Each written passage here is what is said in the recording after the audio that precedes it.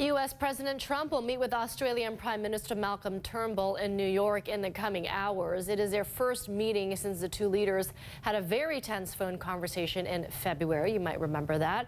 It also comes on the heels of a warning from North Korea to Australia. Lynda Kinkade has more. Their first encounter, a brief and blunt phone call. A disagreement about a refugee program ended with US President Donald Trump reportedly hanging up on Australian Prime Minister Malcolm Turnbull. Trump calling the refugee plan a dumb deal. Now the two will meet face-to-face for the first time in New York. It comes as Australia is being warned by North Korea to stop blindly towing the US line or risk a nuclear strike. This will be a suicidal act if coming within the range of the nuclear strike. The enormous risks that are being brought to bear by the reckless and dangerous conduct of the North Korean government, there's a lot at stake. Trump has taken a hard line against Kim Jong-un's recent spate of missile launches, issuing veiled threats of possible military action. Soon find out. I mean, military action. Soon find out.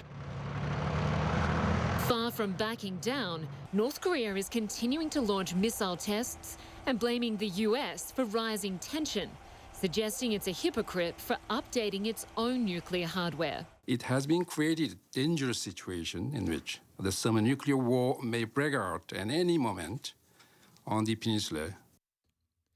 Pyongyang is warning they'll strike the Australian city of Darwin if it continues to support the US. Currently, there are more than 1,200 US troops stationed there for joint exercises. Australia also has a joint spy base in the Northern Territory area known as Pine Gap, which helps provide battlefield intelligence and an early warning ahead of a missile launch. Some politicians, like former Australian Prime Minister Paul Keating, says Australia should accept China as the region's dominant power and become less dependent on the US. One thing not to do with the Americans is keep bowing down. This is just bad behaviour. Worries about Donald Trump's ability to navigate world affairs seems to be widespread in Australia, beginning even before he took office. Donald Trump, I think, prides himself on being unpredictable.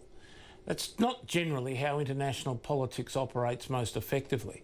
According to a 2016 poll by the Lowy Institute, almost half said Australia should distance itself from the US if Trump won, while only 42% said the US alliance was very important, the lowest number in 8 years.